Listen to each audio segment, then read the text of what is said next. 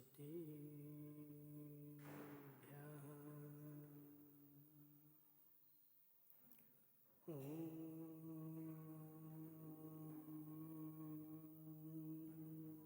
नमः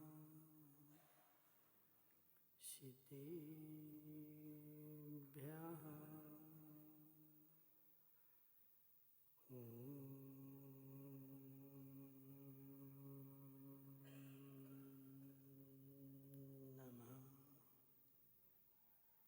सिद्धिभ्यः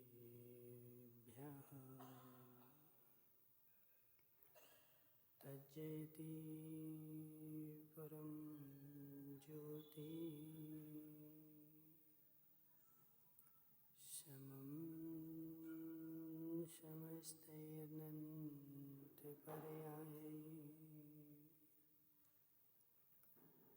दर्पणतले विसकला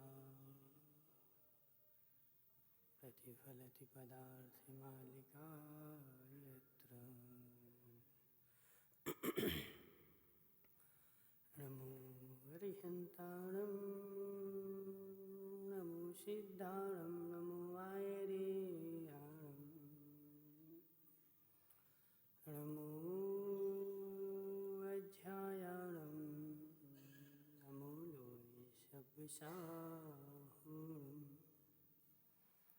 पंच परमेष्ठी भगवान के अनंत सिद्ध परमेष्ठी भगवान के 1008 देवादेव वासुपूज भगवान के 1008 देवादेव सुपारसनाथ भगवान के आचार्य भगवान अमृत चंद्र स्वामी के आचार्य भगवान विद्यासागर जी महाराज की आचार्य भगवान विशुद्ध सागर जी महाराज की आचार्य भगवान विभव सागर जी महाराज की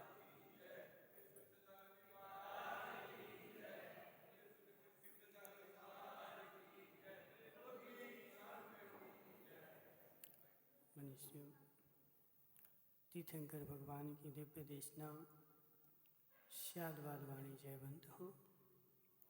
आचार्य भगवान अमृतचंद्र स्वामी पुरुषार्थ सिद्धि उपाय ग्रंथ में समझा रहे हैं कि हे जीव, क्रम रहित जो उपदेश है वह क्रम रहित उपदेश जिसने दिया है, तो आचार्य भगवान बोले कि क्रम रहित उपदेश जो दिया है वह दंड का पात्र है। तो क्रम रहित उपदेश देने से क्या दंड कर दिया उसने, कौन सा अपराध उसने किया कि जिससे वह दंड का पात्र हो गया। तो आचार्य भगवान यहाँ पर 19वीं गाथा में बता रहे हैं कि क्रम रहित उपदेश देने से क्या हानि है।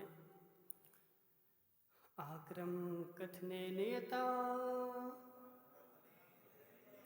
प्रोत सह मानोनुति दूरमपि शिष्या अपदेपि संप्रप्ता प्रतारितो भवन्ति तेन दुर्मतिनः।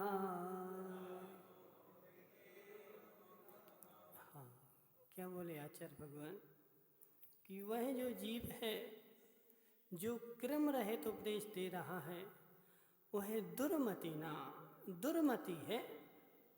उसकी बुद्धि सद्बुद्धि नहीं है, उसकी बुद्धि दुर्मति है, उसकी बुद्धि माताओं दुर्बुद्धि है।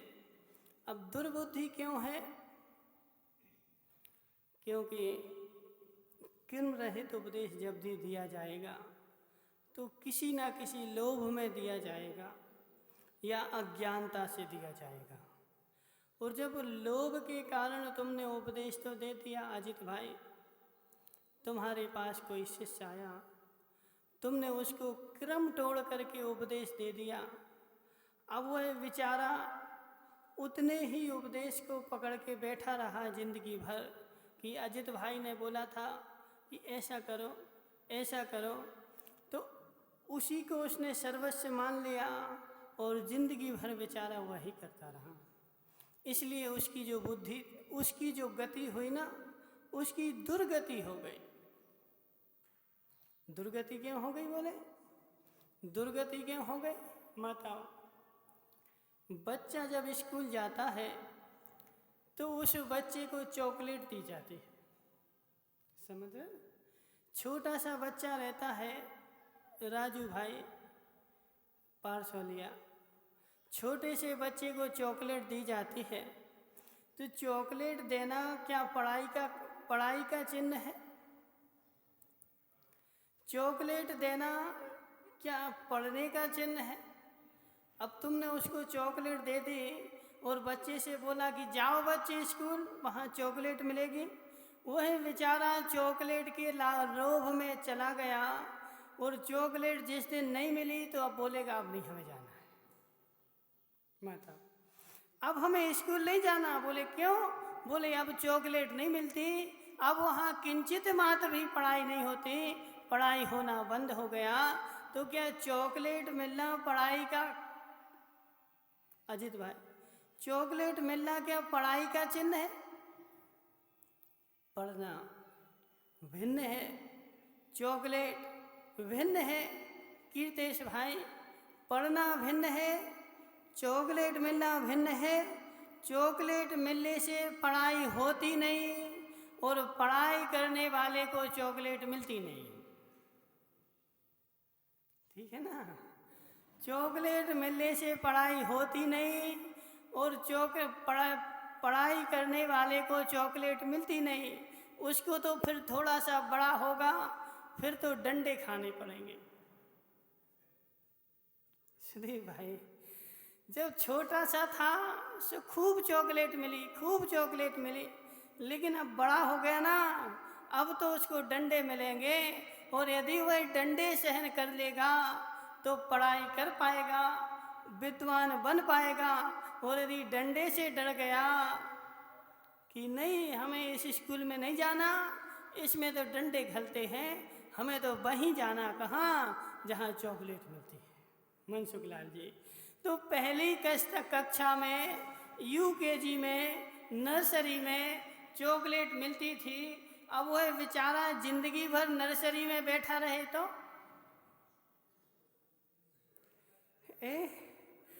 नर्सरी में जिंदगी भर बैठा रहे कि नहीं हमें पहली क्लास में नहीं जाना, हमें 10वीं नहीं पढ़ना। बोले हमें तो पहली पढ़ना है। क्यों? बोले पहली में चॉकलेट मिलती है। तो पहली का उपदेश, अजित भाई, पहली क्लास का उपदेश जो दिया जाता है वह अबोध बालक को दिया जाता है। अब यदि अबोध बालक से बोध हो चुका है फिर उसको ऊपर का उपदेश देना पड़ेगा।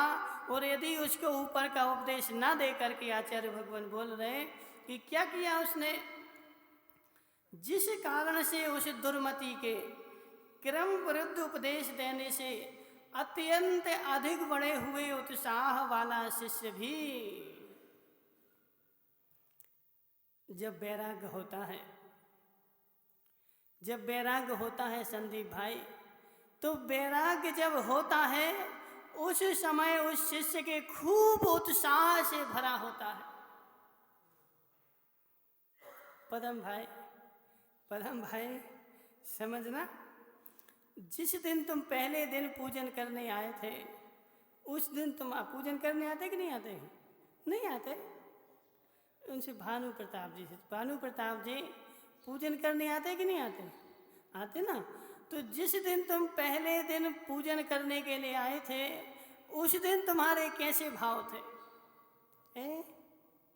बहुत खुश थे ना।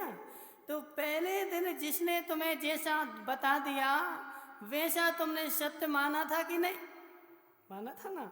और आज अब तुम्हें कोई कुछ बताएगा तो तुम मानोगे कि नहीं? समझना माता, पहले दिन जब शिष्य आता है वह खूब उत्साह से भरा होता है। यदि उस दिन तुमने सत्यार्थ तत्व का उसको उपदेश दे दिया, उसके मस्तिष्क में वह सत्यार्थ तत्व बैठ गया, तो वह जब तक नहीं रुकेगा तब तक उसको प्राप्त ना कर ले। और पहले दिन तुमने जगन्य का उपदेश उसको दे दिया और जगन्य में वह लीन हो गया, अब वह तुम्हारा उत्कृष्ट तत्व सुनने वाला नहीं है। वहीं अटक जाएगा, वहीं अटक जाएगा। क्यों? बोले हमने 20 साल तक तत्व को सुना, 20 साल तक बदामी लाल जी हमने तत्व को सुना, आज तक हमसे किसी ने यह नहीं बताया कि दया जो है मोह का चिन्ह है। आज तक मुझे यही बताया गया कि खूब दया करो, खूब पूजन करो, खूब अभिषेक करो, सब जीवों पर दया पालना ही धर्म है, दया के अलावा कोई धर्म नहीं है। अब उस शिष्य ने दया को ही सर्वस्व मान लिया और दया ही दया दया दया दया करते जा रहा है। किसके ऊपर? दूसरे के ऊपर दया करते हुए, दूसरे के ऊपर दया करते हुए भानु प्रताप जी तुमने खूब दया की सबके ऊपर, लेकिन तुमने निज के ऊपर तो आज तक दया नहीं करी, क्योंकि तुम्हें ऐसा उपदेश मिला ही नहीं। क्रम जो है ना, उस क्रम का उपदेश तुम्हें मिला ही नहीं, और क्रम भंग उपदेश के कारण शिष्य का क्या होता है? अकल्याण हो जाता है। आचार्य भगवान भट्ट के स्वामी मूलाचार में लिखते माताओं कि मुनि के लिए पर कल्याण तो करना है, लेकिन निज कल्याण करते हुए यदि पर का कल्याण हो जाए तो ठीक है, और यदि निज का कल्याण छोड़ के किसी का पर का कल्याण करना पड़े तो हे मुनि, तू अपनी आत्मा का घातक हिंसक है। तूने अपनी तो हिंसा कर ली, अब पर के ऊपर दया भी कर रहा, पर के ऊपर तू दया भी कर रहा है, तो वह दया नहीं अदया है। निज के ऊपर दया होते हुए, निज के परिणामों को संभालते हुए यदि तुमसे दूसरे की दया बनती है तो दया करो, और निज के परिणाम को बिगाड़ते हुए यदि किसी के ऊपर दया करनी पड़े तो ऐसी दया करने की कोई भी आवश्यकता नहीं है। सुधी पंडित देखो आज लोक में हो क्या रहा है, लोक में हो क्या रहा है? बोले धर्मस्य मूलम दया, धर्मस्य मूलम दया, धर्म का मूल क्या है? दया है। इसलिए दया करो दया करो दया करो, लेकिन दया करो तो कैसी दया करो? माता दया करो, लेकिन कौन सी दया करो और कैसे दया करो? उस दया का भी तो स्वरूप समझो ना। संदीप गांधी के यहाँ एक भिखारी आ गया और उस भिखारी को इनको खूब दया आ गई। बोले बेचारा देखो कितना गरीब है, कितने दिन से इसने भोजन नहीं किया, एक काम करते हैं इसको 1000 का नोट दे देते। माता दया आई कि नहीं आई? दया आई कि नहीं आई? आई ना। तो संदीप गांधी कितना अच्छा आदमी है, देखो उसको दया आ गई, उसको दया आ गई, 1000 का नोट उसने दे दिया। और वह व्यक्ति जाकर के गया शराब की दुकान पर बैठ करके उसने मांस खाया और शराब पी। तुम्हारी दया वो दया नहीं थी, वो अदया थी। शिरीष भाई, वो तुम्हारी दया नहीं थी, वह तुम्हारी अदया थी। वह दया की कोटि में नहीं आएगा, वह हिंसा की कोटि में आएगा। इसलिए अजित भाई दया को भी समझो, दया को भी समझो, दया को भी समझो। दया जो होती है निम्न कोटि में दया नहीं होती, मध्यम कोटि में दया होती है। और वह दया भी तभी दया कहलाती है जब तत्व निर्णय पूर्वक दया हो। और पहले यदि तुमने उसको तत्व का निर्णय करा दिया कि दया वही दया है जिससे धर्म का पालन होता हो, तो दया तुम्हारी धर्म के कोटि में आएगी, तो पुण्य का बंध होगा। और ऐसी दया कर बैठे अजित भाई, बहुत सारी जगह ऐसी घटनाएं घट गई, ऐसी घटनाएं घट गई कि बेचारों को दया तो पता नहीं थी और दया के चक्कर में कहाँ पहुँच गए। बोले यहाँ जीवों की हिंसा नहीं करो, मुझे जीवों के ऊपर दया आती है, तुम जीवों की हिंसा कर रहे, ये दया नहीं अदया है। और वहाँ जाकर के तुमने ऐसा उपद्रव मचाया कि वह बेचारे 2-4 लोग थे ना, सो वह दब गए, उनने कुछ नहीं बोला। और फिर वह 1000 लोग आए, सो उनने तुम्हें दबा दिया। 1000 बन के आए वो, फिर उनने तुम्हें दबा दिया। फिर कहाँ गई तुम्हारी दया? और एक जीव को बचाने के चक्कर में, एक जीव को बचाने के चक्कर में फिर 1000 की हिंसा हो गई। तुम्हारी दया थी कि अदया थी? सुदीप पंडित, वह दया थी कि अदया थी? अदया थी ना। जहाँ दया भी देखो, जीव को वहीं बचाना चाहिए जहाँ तुम्हारे प्राण बचे रहे। यदि तुम्हारे ही प्राण चले गए तो उस जीव को बचाने का क्या मतलब? और एक जीव को बचाने से यदि 1000 के प्राण चले गए, माता हो तो वह दया होगी कि अदया होगी? ऐसा देखो अजित भाई, ऐसा जगत में हो रहा है, ऐसा जगत में हो रहा है कि छोटी सी घटना को पहले अपनी शक्ति तो देखो, पहले अपनी शक्ति तो देखो। जहाँ मेरी शक्ति हो वहाँ मेरी दया उत्पन्न हो, वहाँ हम उसका विरोध करें। और जहाँ तुम्हारी शक्ति नहीं है वहाँ विरोध करने की आवश्यकता नहीं है, वहाँ तो मात्र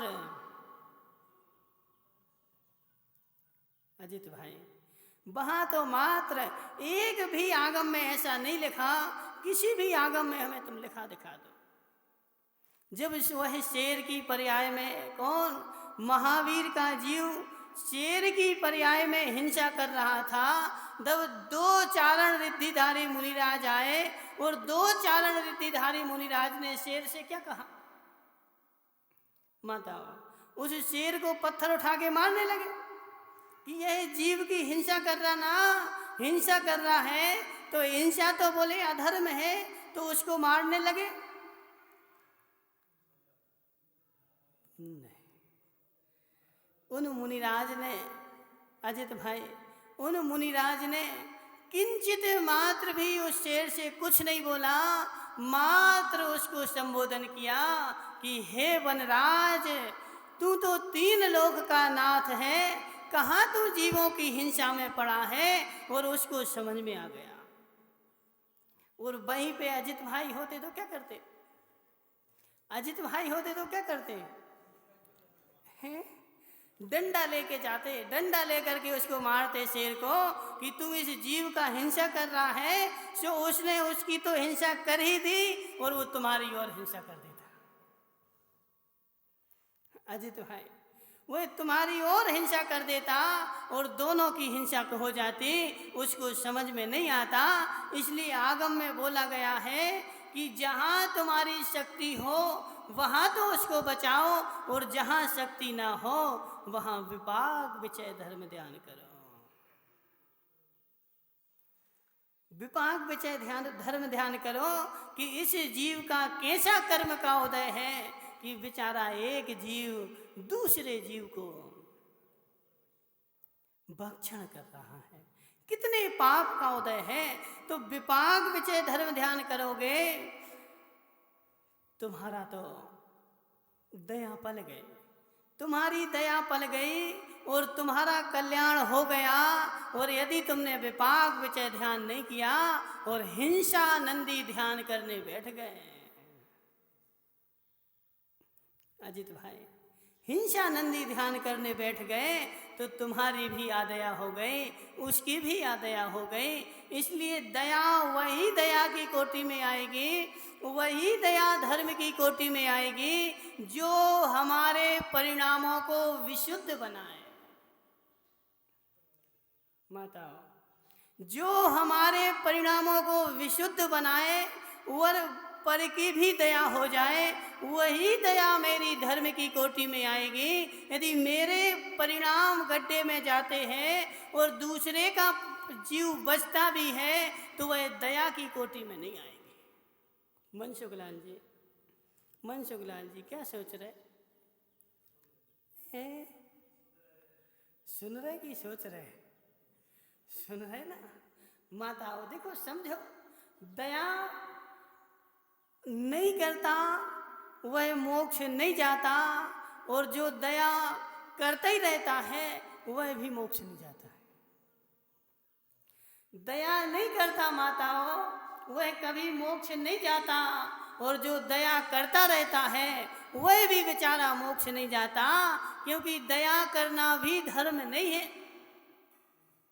दया करना भी धर्म नहीं है। दया तो एकमात्र साधन है। यदि दया धर्म होता तो वह अरहंत भगवान क्यों नहीं दया करते? अरहंत सिद्ध भगवान क्यों नहीं दया करते? अरहंत भगवान तो अनंत शक्तिशाली, प्रवीण पार्श्वलिया, अनंत शक्तिशाली भगवान, वह तो प्रत्येक प्राणी के ऊपर दया कर सकते हैं, प्रत्येक प्राणी को सुखी बना दें। क्या शक्ति नहीं उनके पास? अनंत शक्ति, अनंत वीरे, अनंत बल, अनंत सुख के धनी है माताओं। वह तो प्रत्येक प्राणी को चाहे तो जगत का प्रत्येक प्राणी को सुखी बना दें, लेकिन किंचित मात्र भी किसी को ना सुखी बनाते हैं ना दुखी बनाते हैं। यदि सुखी बना दें तो भगवान नहीं, और सुख दुखी बना दें तब भी भगवान नहीं। क्या बोला? क्या बोला? क्या बोला? प्रवीण पार्श्वलिया, यदि तुम भगवान की पूजा करते हो कि भगवान हमें सुखी बना दे, तो तुमने देव की पूजन आज तक की नहीं, तुम अदेव को ही पूज रहे हो। यदि भगवान में ऐसी दृष्टि है सुदीप पंडित, यदि तीर्थंकर भगवान में भी ऐसी दृष्टि है कि भगवान की पूजा से मैं सुखी बन जाऊंगा, इनको नमस्कार करने से मैं सुखी हो जाऊंगा, तो तुमने अभी तक तीर्थंकर को नमस्कार किया ही नहीं। तुम मात्र तीर्थंकर की मूर्ति में भी अदेव को ही देख रहे हो, कुदेव को ही देख रहे हो। अजित भाई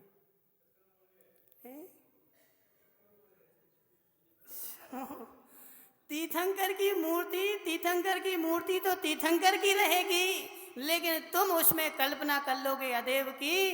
क्यों? क्योंकि तुम्हारी बुद्धि में अदेव बैठा हुआ ना, तुम्हारी बुद्धि में अदेव बैठा हुआ ना, तो जो अंदर में होता है वही बाहर में दिखता है। अजित भाई, कहीं दूर में बाजे बज रहे हो, समझना, कहीं दूर में बाजे बज रहे हो पुकावत जी, तो वह बाजे अपनी धुन में बज रहे हैं, वह बाजे का किंचित मात्र भी दोष नहीं। लेकिन अजित भाई उस बाजे में से कोई भिन्न संगीत निकालेंगे, और उकावत जी भिन्न संगीत निकालेंगे, और संदीप भाई भिन्न संगीत निकालेगा।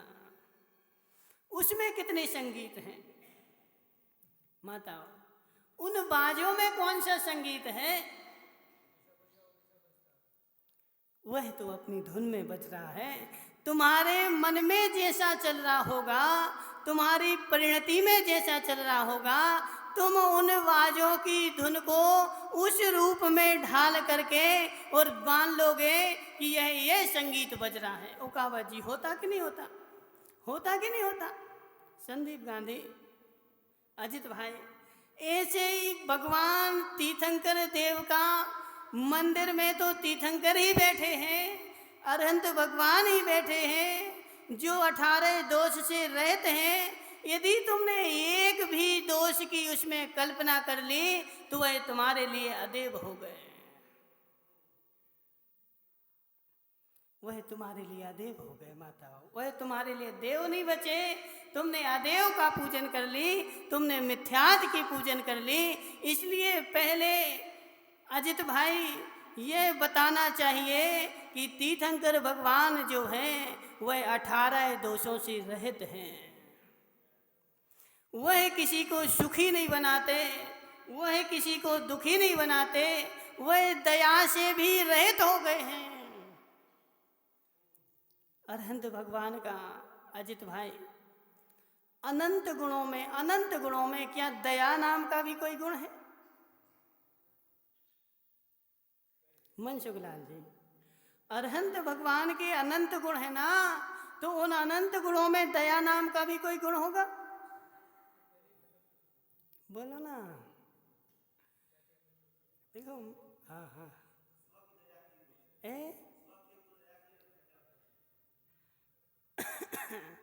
वह अजित भाई किंचित मात्र भी किसी के ऊपर दया नहीं करते और किंचित मात्र भी किसी के ऊपर आदया नहीं करते। वह तो मात्र अपने शुक्ल ध्यान में आत्मा में लीन रहते हैं। आत्मा में लीन होना ही संसार की सबसे उत्कृष्ट दया है। आत्मा में लीन होना माताओं, आत्मा में लीन होना, अपने स्वरूप में लीन हो जाना, यही संसार की सबसे बड़ी दया है। जब तक अजित भाई, जब तक, इसलिए मुनिराज के लिए किसी को दया करने के बोले ही नहीं कि तुम किसी जीव के ऊपर दया करो। क्यों? क्योंकि दया करोगे ना तो किसी ना किसी आरंभ सारंभ को करना ही पड़ेगा और तुम्हारा 9 कोटि से आरंभ सारंभ का माताओं 9 कोटि से आरंभ सारंभ का त्याग है। तो एक जीव के दया करोगे, दूसरे जीव के ऊपर आदया हो जाएगी। उन मुनिराज को निहारो मनसुखलाल जी, जो जंगल में अपने स्वरूप में लीन खड़े हुए थे और उनकी माता स्वयं उस जंगल में आ गई और उनकी बहन की सगाई थी और सगाई के गहने लेकर के वह अपने झोले में रखे हुए थी और जंगल में से निकलना था। माताओं, किंचित मात्र भी उन मुनिराज को दया नहीं आई। किसके ऊपर? अपनी माँ के ऊपर, जिन्होंने जन्म दिया। ओकावत जी, जिन्होंने जन्म दिया उस माँ के ऊपर भी दया नहीं आई। वह उस माँ ने हाथ जोड़ के पूछा कि यह तो मेरा बेटा है, मैं इससे बोलूँगा तो इनको दया आ जाएगी।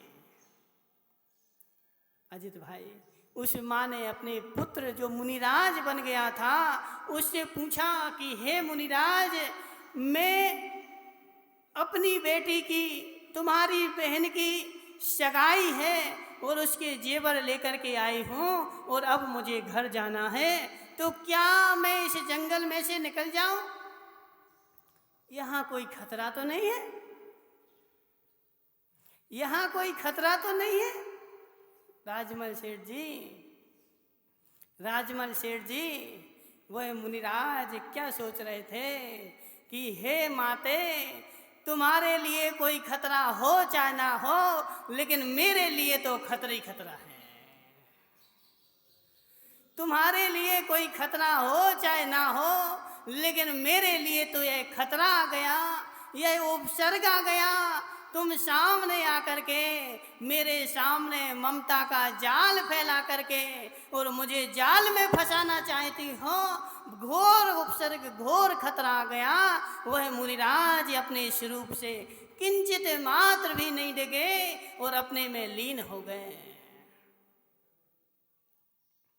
यदि मैं डिग जाऊंगा माताओं, यदि मैं डिग जाऊंगा तो कर्मों के जाल में फंस जाऊंगा। चाहे माता हो चाहे बहन हो, मैं सबको छोड़ चुका हूँ। मुझे किसी के ऊपर किंचित मात्र भी दया नहीं, अपने स्वरूप में लीन रहे।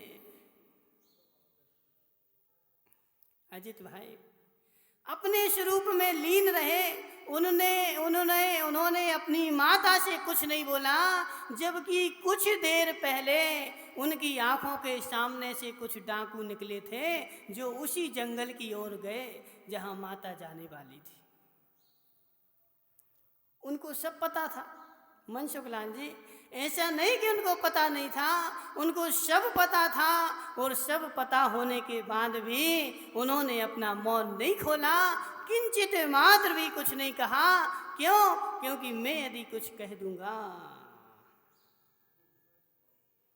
मेरे राग की पर्याय उत्पन्न हो जाएगी, और राग की उत्पन्न पर्याय होगी तो मैं कर्मों के जाल में फंस जाऊंगा। वह अपने ध्यान में लीन रहे, किंचित मात्र भी कुछ नहीं बोला, और आगे जाकर के उस माता को, बहन को डाकुओं ने पकड़ लिया।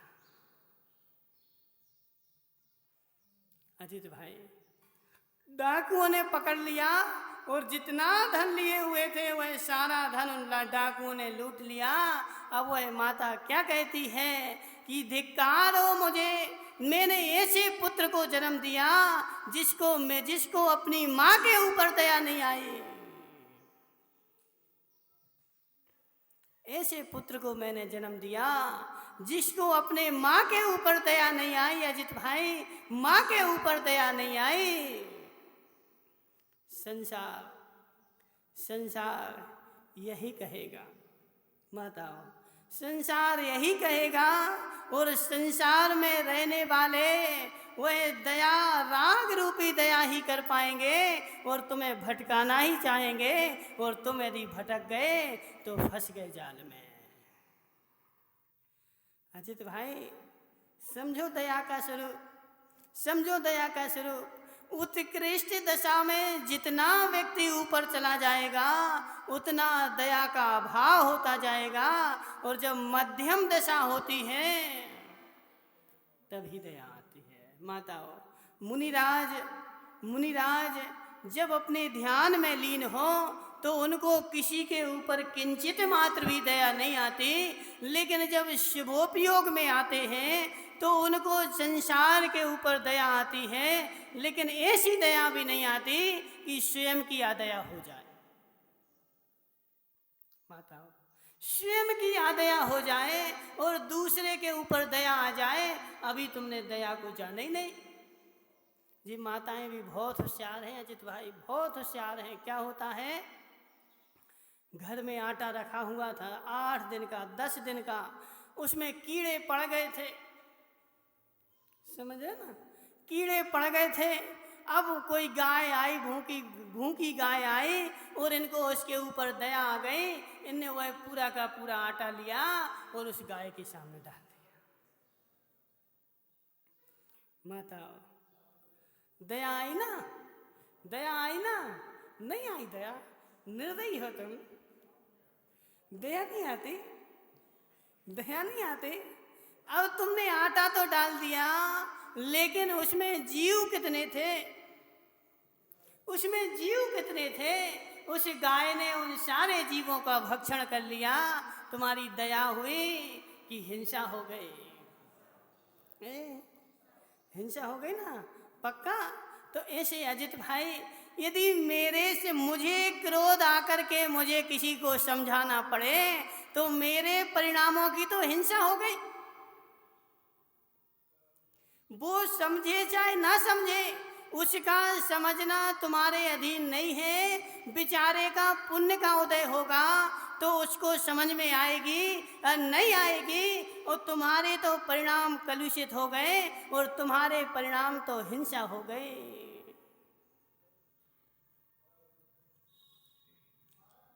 सुदीप भाई,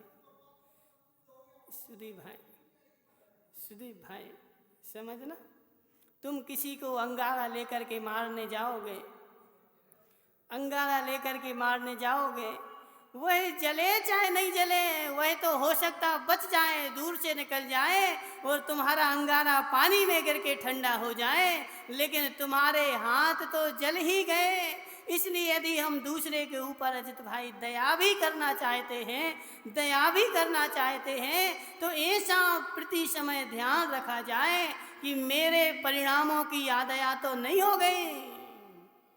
यदि मेरी दया हो गई और बेचारे के पाप का उदय है तो तुम उसको कितने ही समझाओगे? किंचित मात्र भी उसको समझ में आने वाला नहीं है। माताओं, किंचित मात्र भी समझ में आने वाला नहीं है। इतने कितने सारे लोग अचित भाई तुम्हारे यहाँ मंदिर में आते हैं और गेट के पास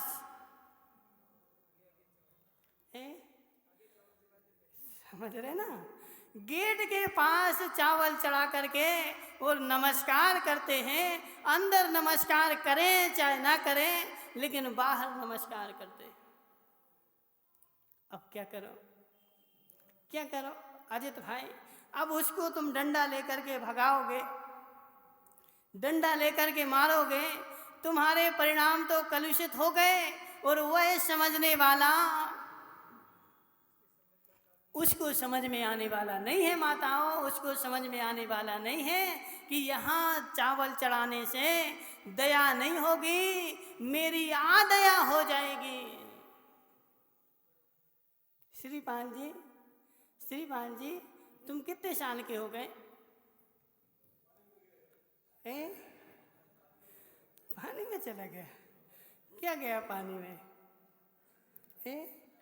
तुमने इन प्रवीण पारसोलिया को समझाया नहीं इतने 75 साल से? प्रवीण भाई, प्रवीण भाई, दया को भी समझने की आवश्यकता है। बिना दया के दया करोगे, बिना तत्व के दया करोगे तो महावीर कहेंगे तुमने मेरी दया नहीं पाली, तुमने कुदेवों की दया पाली है। क्योंकि दया जो है वह प्रत्येक संप्रदाय में चलती है। ऐसा एक भी धर्म नहीं माताओं, एक भी धर्म नहीं, एक भी धर्म नहीं संसार में जो दया को मुख्यता न देता हो, दया न करता हो। जब संसार में सब जगह दया होती है। अजित भाई, बौद्ध धर्म जो है, बौद्ध धर्म जो है वह भी दया करता है। वह एक भी जीव की हिंसा नहीं करता, एक भी जीव को नहीं मारता। क्यों? क्योंकि बोले धर्म जो है दया से होता है। लेकिन वह मांस खाते हैं, मांस खाते हैं, लेकिन वह कहते कि मैंने एक भी जीव की हिंसा नहीं की, मैंने मार करके मांस नहीं खाया, मैंने मरे का मांस खाया। दया की ना, दया की ना भानु प्रताप जी। मुझे जीवों के ऊपर दया है, मैं एक भी जीव की हिंसा नहीं करता, लेकिन जो चला जाता है उसको मैं खा लेता हूँ। अभी अभी पद्म, क्या नाम है, पद्म प्रभु भगवान, पद्म भाई, पद्म भाई सुनो, पद्म भाई, दया आ गई मुझे, दया आ गई मुझे, मैं किसी भी जीव के ऊपर आरी नहीं चलाऊंगा। और बिना दया, और एक बकरा लिया, उसको कमरे में बंद कर दिया।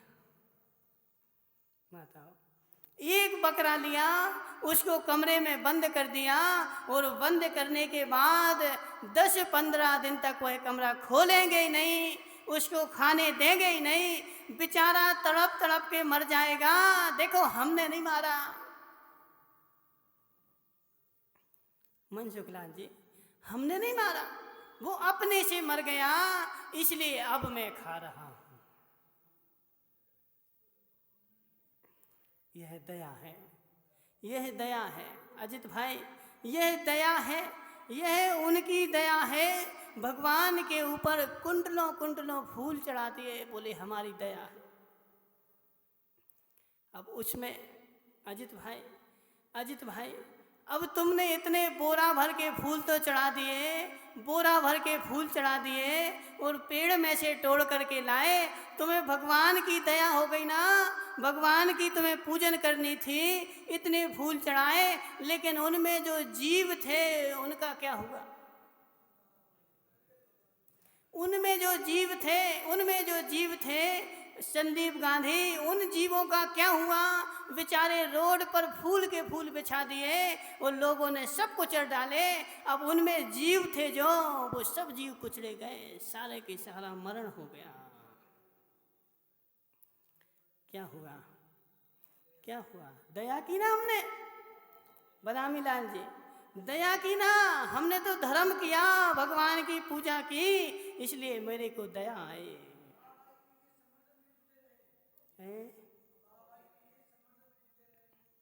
अजित भाई, यह दया दया की कोटि में नहीं आएगी। यह दया हिंसा की कोटि में आएगी, यह कर्म बंध की कोटि में आएगी। भगवान की भी अब यदि पूजा करनी है तो आचार्य भगवान कहते हैं कि प्राशुक द्रव्य से करो, प्राशुक द्रव्य से करो। आज तक भगवान ने यह नहीं कहा कि तुम मेरी पूजा के राग में किसी अन्य जीव को दुख दो, और मेरी पूजा करके भी तुमने यदि अन्य जीव को दुख दे दिया तो तुम्हारी यह दया नहीं, पूजा नहीं, यह हिंसा की कोटि में आएगी और उससे तुम्हें पाप का ही बंध होगा। अजित भाई, पूजन कोई भी शाश्वत नहीं है, पूजन कोई शाश्वत नहीं है। जो तुमने पूजा लिखी सो जो तुम्हारे मन में चल रहा था तुमने लिख दिया। सुदीप पंडित के मन में जो चल रहा था वह सुदीप पंडित ने लिख दिया। जिसके मन में जो चलता है वह अपने मन का पूजन में लिख देता है। पूजन कोई भी शाश्वत नहीं है और पूजन कोई शाश्वत नहीं है, इसलिए पूजन कोई सिद्धांत नहीं है।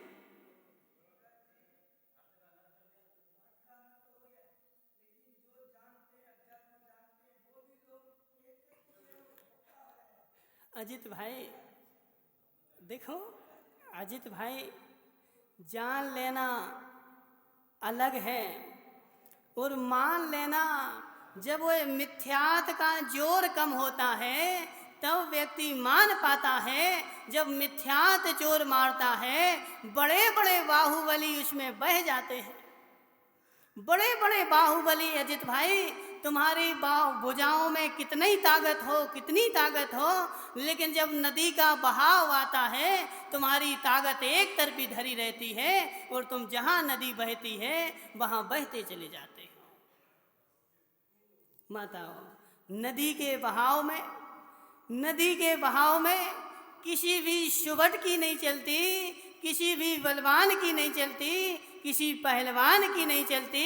नदी का बहाव सबको अपने बहाव में बहा ले जाता है। ऐसे जब मिथ्यात का बहाव आता है तो वह मिथ्यात का बहाव तुम्हारे तत्व ज्ञान को भी कुंठित कर देता है और उस समय तुम्हें किंचित मात्र भी तत्व का ज्ञान नहीं होने देता है और तुम उस बहाव में, मिथ्यात के बहाव में बह जाते हो। माताओं,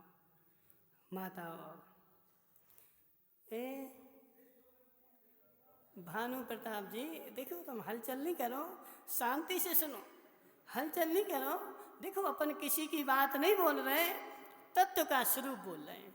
तत्व का स्वरूप ऐसे ही है, जो दूसरे प्राणियों की अहिंसा और मेरे प्राणी की अहिंसा, जिसमें मेरे परिणाम भी पवित्र हो और दूसरे का भी घात ना हो, वही मेरे लिए दया है। और यदि मेरे परिणाम तो पवित्र हैं और दूसरे का घात हो रहा है तो वह तुम्हारी दया नहीं है, वह तुम्हारी अदया ही है।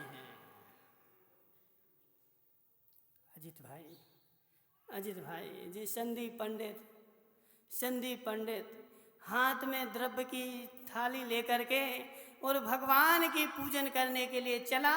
घर से द्रव्य लेकर के चल दिया और रास्ते में उसको एक श्वान मिल गया तड़पते हुए, और वह श्वान जो था वह मरणासन्न अवस्था में था। अब संदीप गांधी क्या बोलता है, नहीं हमें तो पूजन करना, हमें पूजन करना, हम श्वान को नहीं देखेंगे, और तुम बाजू से निकल गए।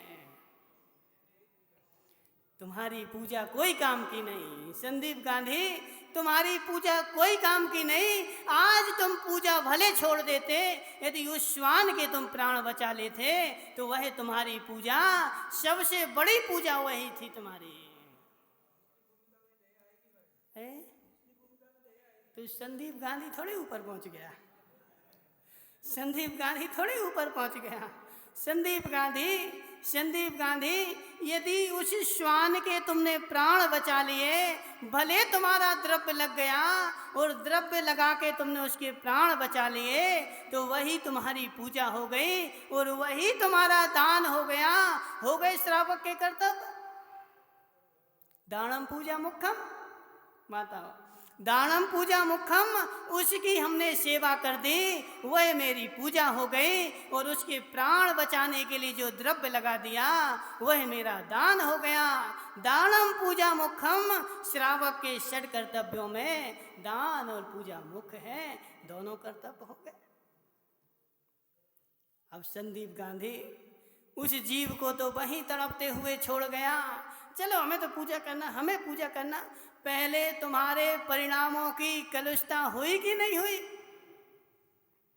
और तुम्हारे परिणाम माताओं कलुष हो गए, और कलुष परिणामों को लेकर के अब तुम पूजन करने गए, वह तुम्हारा पूजन में मन लगने वाला।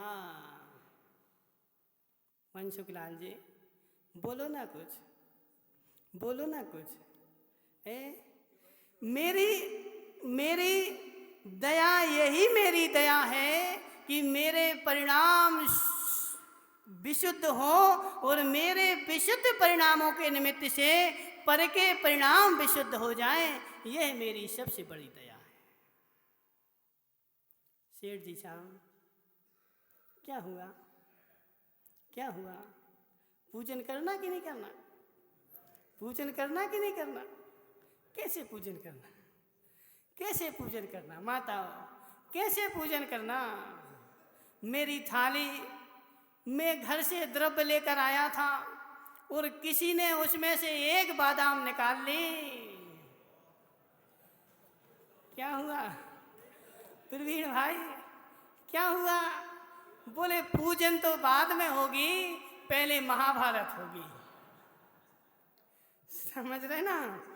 पहले यहाँ महाभारत होगी। भले मंदिर में बैठे हो, तुमने मेरी द्रव्य छुई तो कैसे छू ली? माताओं, तुमने मेरे थाली में से एक बादाम, कैसे तुमने मेरी बादाम निकाल ली? आचार्य अजित भाई, आचार्य श्री कहते हैं कि जब तुम घर से द्रव्य लेकर के आते हो, घर से द्रव्य लेकर के आते हो, तो एक की नहीं, दो की द्रव्य लेकर के आओ। स्वयं के लिए नहीं, स्वयं के लिए नहीं, एक व्यक्ति और के लिए द्रव्य लेकर के आओ। और जब तुम पूजन करने बैठते हो, तुम्हारे परिणाम इतने उज्जवल होने चाहिए कि आज मेरी द्रव्य से आनंद आ गया, आज मेरी द्रव्य से मैंने तो पूजन की, बाजू वाले ने भी पूजन की। माताओं, तो मेरी द्रव्य से दूसरे ने पूजन की, तो उसका पुण्य तुम्हें लगेगा कि नहीं लगेगा? देखो बदामी लाल जी इतने होशियार हैं, इतने होशियार हैं अजित भाई। सुनो, बदामी लाल जी, माताओं, बदामी लाल जी इतने होशियार हैं, इतने होशियार हैं।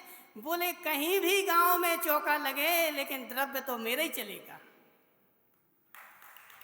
समझ रहे ना, समझ रहे ना माताओं? मेरी इतनी गांव की ऐसी व्यवस्था है कि मैं महाराज के रोज आहार नहीं करा सकता, लेकिन रोज आहार में सामग्री तो चला सकता। माताओं, रोज आहार में आधी सामग्री बदामी लाल जी की चलती।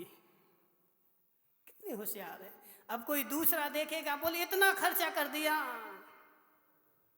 माताओं, इतना खर्चा कर दिया, तो ऐसे भाव बने तो बने कैसे?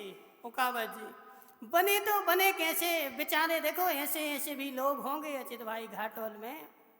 अब घाटोल का तो नहीं पता, बोले एक दिन चौका लगाने के लिए पहाड़ आ जाता। बोले चौका कैसे लगा दें हम? चौका इतना खर्चा होगा, इतना खर्चा होगा, ऐसा ऐसा बनाना पड़ेगा। यही तो माता हो गई हिंसा, हो गई हिंसा। जब परिणामों की निर्मलता होती, ओकावत जी, जब परिणामों में निर्मलता होती है, जब ऐसे भाव आते हैं, उस सीता को देख लो। सीता के परिणामों की इतनी उज्जवलता, इतनी उज्जवलता कि अजित भाई, जब सीता वनवास में थी, तो वनवास में उसने चौका बना लिया, भोजन बना लिया। और भोजन बनाने के बाद उसके क्या परिणाम हुए कि राम से जाकर के क्या बोलती है कि हे स्वामी, आज तो मेरे ऐसे परिणाम हो रहे हैं कि मैं किसी मुनिराज को आहार दान दे दूं।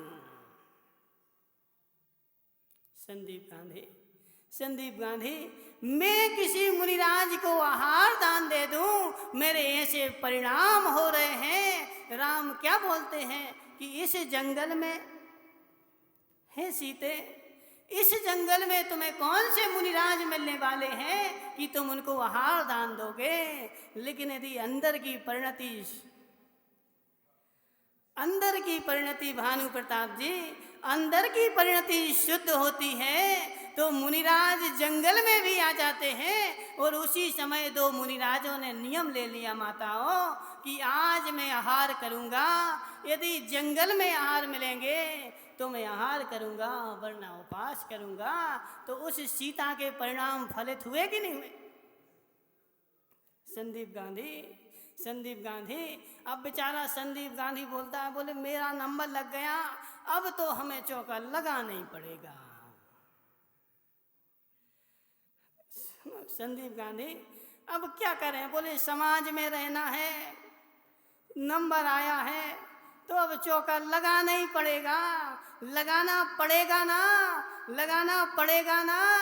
तुम्हारे भावों की हिंसा हो गई और द्रव्य भी चला गया, किंचित मात्र भी पुण्य का बंध। लुट गए, कुट के गए, द्रव्य से भी गए, भावों से भी गए और पुण्य बंध से भी गए। तीनों से हम अपना हाथ धो बैठे। इसलिए तत्व का निर्णय पूर्वक दया होगी। मैंने अपने लिए भोजन बनाया है और कितना अहोभाग्य होगा कि मेरा भोजन मुनिराज ले लें। बदामी लाल जी, तुम्हें दुख नहीं होता है? तुम रोज रोज पिस्ता और जो क्या तरकल और क्या कहते हैं सैकड़ों की सामग्री लेकर के आ जाते। तुम्हारी बेटे की माँ नहीं मारती तुम्हें?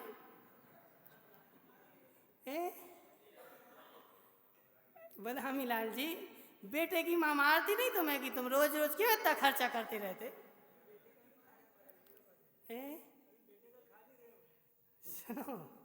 सुनो बदामी लाल जी, जब अंदर के भावों में विशुद्धता बनती है, निज के परिणामों में जब दया आती है, तभी ऐसे परिणाम होते हैं कि मैं अपने द्रव्य को दूसरे के लिए दान में दे दूं। वरना और बेचारे तो कैसे वह श्वान का जीवन जीते रहते। माताओं कैसा श्वान को देखा, श्वान को देखा, वह श्वान का जीवन, वह बेचारा श्वान एक रोटी उठा करके भागेगा और उसके पीछे 50 श्वान भागेंगे उस रोटी के लिए, और ना वह स्वयं खा पाएगा और ना दूसरे को दे पाएगा। ऐसे बेचारे अपने धन को लेकर के जिंदगी भर भागेंगे और ना स्वयं खा पाएंगे और ना वह। अजित भाई, जो कलुषित परिणामों से द्रव्य कमाया जाता है वह गारंटी से हमारी लिख लेना, और तुम ऐसा जगत में अनुभव भी कर लेना प्रवीण भाई। जो कलुषित परिणामों से द्रव्य कमाया जाता है उसमें ना तो वह स्वयं सुखी होता है और ना उसकी संतान सुखी होती है। वह सारा का सारा द्रव्य जो होता है माताओं, ना स्वयं के काम में आता है, न संतान के काम में आता है। या तो वह कोर्ट के काम में आएगा या अस्पताल के काम में आएगा। श्रीपाल जी, होता कि नहीं होता? और यदि तुमने शुद्ध परिणामों से, विशुद्ध परिणामों से 1 रुपया भी कमाया है तो वह 1 रुपया भी तुम्हारा फलता फूलता है माताओं। इसलिए सुनो, निज के ऊपर दया करते हुए मेरी यदि दया पर की दया हो जाए तो वही मेरी दया है। और मेरी निज के परिणामों की तो हिंसा हो गई कि मुझे चौका लगाना पड़ रहा है। अब निज के परिणामों की तो हिंसा हो गई और अब तुमने दान भी दे दिया। किस काम का वह दान? किस काम का वह दान, अजित भाई, किस काम का वह दान कि मेरे परिणामों की तो हिंसा हो गई, कि मुझे चौका लगाना पड़ रहा है। ऐसा नहीं होता संदीप गांधी, तुम्हारे जैसा नहीं होता कि मुझे चौका लगाना पड़ रहा है। जिस चौके के लगता है ना, उसके सीता के जैसे भाव आते हैं कि मेरा अहोभाग्य है, आज मेरे परिणाम ऐसे बने कि मुझे मुनिराज को आहार देने के भाव हो गए। माताओं, और वह जो भाव अब मुनिराज आए चाहे ना आए, लेकिन तुम्हें तो जो है पुण्य का बंध। माताओं, मेरे मुनिराज को आहार देने से क्या पुण्य का बंध होता है? मुनिराज को आहार देने से पुण्य का बंध होता क्या? राजू भाई देखो कितना होशियार है, क्या बोल रहा है? बोले महाराज आहार देने से कुछ नहीं होता, भावना भाने से सब होता है। जो हम तो भाव नहीं भाते रहते हैं, हम तो भाव नहीं भाते रहते हैं। अजित भाई, भावना वह भाई जो लूला हो, लंगड़ा हो, हाथ नहीं हो, दांत नहीं हो, उसकी आंखें नहीं हो, वह भावना भाई। लेकिन जिसके पास द्रव्य भी है और भाव भी है, तो वह अपने द्रव्य का सदुपयोग करे। यह भावना भी देखो झूठी भावना है। भावना उसी की कार्यकारी होगी जिसके लिए वैसा द्रव्य नहीं मिल रहा है। अब बेचारा गरीब है, 100 रुपया कमाता है, अब 100 रुपये में उसका ही खर्चा नहीं चल रहा, वो द्रव्य क्या महाराज को दान में दे? अब जो बेचारा हजारों कमा करके पेटी में रख रहा है, और उसकी यदि ऐसी भावना नहीं होती कि मैं दान कर दूं, तो उसके परिणामों की हिंसा प्रति समय चल ही रही है।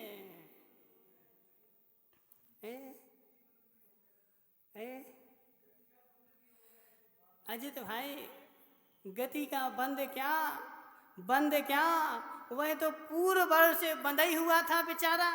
जो 7वें नरक से निकलता है उकावत जी, 7वें नरक से निकला हुआ जीव त्रिकाल में भी मुनि को आहार नहीं दे सकता। 7वें नरक से माताओं ऐसा नियोग है, 7वें नरक का निकला हुआ जीव मुनिराज को आहार नहीं दे सकता। क्यों? क्योंकि उसको फिर से नरक में जाना है। उसके वैसे भाव ही नहीं बनते, उसके जीवन भर ऐसे क्रूर परिणाम होंगे कि कभी भी वह अपने निज के परिणामों पर दया नहीं आएगी। जब निज के ऊपर दया आती है तभी पर के ऊपर दया कार्यकारी होती है। यदि निज के परिणामों की दया नहीं पल रही और पर के परिणामों की दया तुम पालने जा रहे हो, तो ऐसा क्रम नहीं है। और आचार्य भगवान कह रहे हैं कि यह जो व्याख्यान है वह अक्रम का व्याख्यान है, क्रम का व्याख्यान नहीं है। और ऐसा यदि व्याख्यान तुम्हें किसी ने दिया प्रवीण भाई, तो जो तुम्हें उपदेश दे रहा है वह भी घोर बंध का कारण बंद करता है। क्यों? क्योंकि ऐसा क्रम नहीं है। पहले अपने परिणाम शुद्ध हो और अपने परिणाम शुद्ध बने रहे और तुम दूसरे की दया पाल लो, तो वह दया काम की है। और अपने परिणाम की दया, वह भैंसा देखा ना, भैंसा देखा माताओं? भैंसा देखा कभी? उसको पानी पीते भी देखा? भैंसे को पानी पीते नहीं देखा? कैसे पीता है? भैंसा पानी कैसे पीता है? ओकावा जी आज जाके देख लेना, ठीक है ना। भैंसा पहले तालाब में जाएगा, उसको पहले पानी को मचाएगा और मचाने के बाद फिर उसमें लघु शंका करेगा और फिर उस पानी को पिएगा। वह स्वच्छ पानी को नहीं पिएगा। ऐसा बेचारा जिसके निज के परिणामों की दया हो गई, वह दूसरे पर दया भी करेगा। तो कैसे दया करेगा कि शिरीष भाई को दया आ गई, समझ रहे ना? शिरीष भाई को दया आ गई किसी के ऊपर। अब शिरीष भाई को दया आ गई, शिरीष भाई ने उसको क्या किया, 1000 रुपया दे दिए कि ले तुम जी पकड़ो, तुम अपना काम कर लेना। और वहाँ कैमरे वाले को खड़ा कर दिया। शिरीष भाई 1000 रुपये दिए ना उसको, 1000 दिए और वहाँ कैमरे वाला खड़ा हो गया। उसने फोटो खींच ली और कल पेपर में पहले पेज पर आ गया कि शिरीष भाई को दया आ गई और इनने इसको 1000 रुपये दे दिए। अब वह बेचारा जिसने 1000 रुपये दिए थे वह तो कहीं का नहीं बचा। वह तो उसकी तो समाज में, प्रवीण भाई, उसकी तो समाज में ऐसी इज्जत हो गई कि इसके पास तो 1000 भी नहीं है कि 1000 भी वो मांगता है। उसकी तो समाज में पूरी। अब वह तुम्हारी दया, अब वह तुम्हारी दया, दया भी नहीं बचेगी। दया भी हो तो कैसे, श्री कृष्ण के जैसे हो कि श्री कृष्ण को अजित भाई मुनिराज बीमार थे और मुनिराज बीमार मुनिराज को देख करके अब उन्होंने क्या कहा कि औषध के लड्डू बनवा करके और गांव में प्रत्येक घर में भेज दिए। प्रत्येक घर में एक एक लड्डू, प्रत्येक घर में एक एक लड्डू भेज दिया माताओं। और जिस घर में मुनिराज जाएंगे उनका लड्डू औषध के रूप में चल जाएगा। अब मुनिराज को पता ही नहीं कि कौन लाया, कहाँ से लाया, कैसे लाया। अब संदीप गांधी एक दवाई लाया 10 रुपया की और पूरे गांव में हल्ला कर रहा, बोले महाराज की दवाई लाए, हम दवाई लाए, दवाई लाए। संदीप गांधी वो तुम 10 रुपया की दवाई क्या लेकर के आ गए, तुम पूरे गांव में हल्ला कर रहे। वह तुम्हारी दया नहीं है, वह तुम्हारी अदया है। तुम किस लिए दवाई लेकर के आए थे? सुदीप पंडित, दवाई किस लिए लेकर के आए थे? मुनिराज को ठीक करने का उद्देश्य था कि जगत की वाहवाही लौटने का उद्देश्य था? वाहवाही लूटने का था ना, वाहवाही लूटने का था ना, मान कसाय लूटने का था ना। सो मान कसाय के कारण तुम्हारी निज की आत्मा तो कर्मों से बंद हो गई। अब तुम्हारी वह दवाई कोई भी काम की नहीं है। और यदि तुम्हें मुनिराज को ठीक करने का उद्देश्य था तो दवाई लाओ और चला दो। अब गांव में हल्ला करने की क्या आवश्यकता है माताओं? गांव में हल्ला करने की क्या आवश्यकता है? और हल्ला करने की आवश्यकता है तो फिर दवाई लाने की आवश्यकता नहीं। सुदीप भाई, सत्य है कि नहीं? इसलिए यहाँ पर आचार्य भगवान ने समझाया है कि निज के परिणामों को विशुद्ध बने रहने देना और दूसरे जीव की दया कर देना, वह दया तुम्हारे काम की है। ऐसे निज का कल्याण होते हुए पर का कल्याण हो जाए, वह तुम्हारा भी कल्याण है। और निज का कल्याण ना हो और पर का कल्याण करो तो वह निज का भी अकल्याण और पर का भी अकल्याण। इसलिए तत्व का उपदेश ऐसे ही है कि पहले मुनि बनने का उपदेश दिया जाता है और यदि वह मुनि बनने के लिए असमर्थ हो तो फिर उसको श्रावक धर्म का उपदेश दिया जाता है। यदि प्राथमिकता में ही तुमने श्रावक बनने का उपदेश दे दिया। सुदीप गांधी, संदीप पंडित, सुनो, संदीप पंडित, जब तुमने दुकान खोली थी तो कौन सा लक्ष्य लेकर के दुकान खोली थी? है? सुनो, जब दुकान खोली थी तो जितना सामान आज है उतना ही सामान था कि ज्यादा, कम ज्यादा था? कम था ना।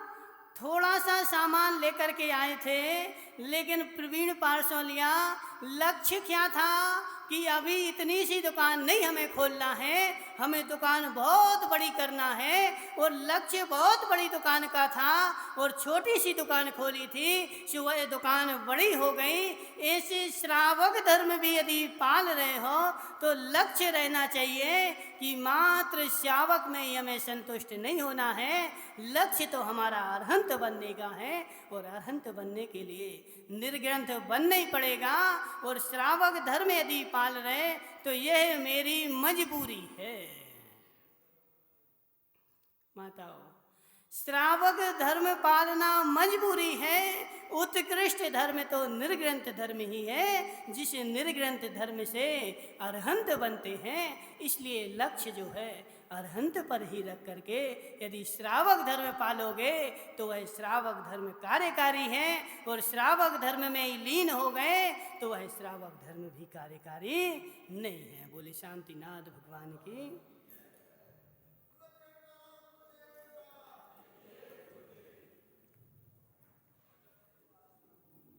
एक मिनट मात्र सुन लीजिए। महिला मंडल के द्वारा परिसर ऊपर में छठ के दिन रात्रि में शब्दों का खेल, वज्रों से मेल, नए अंदाज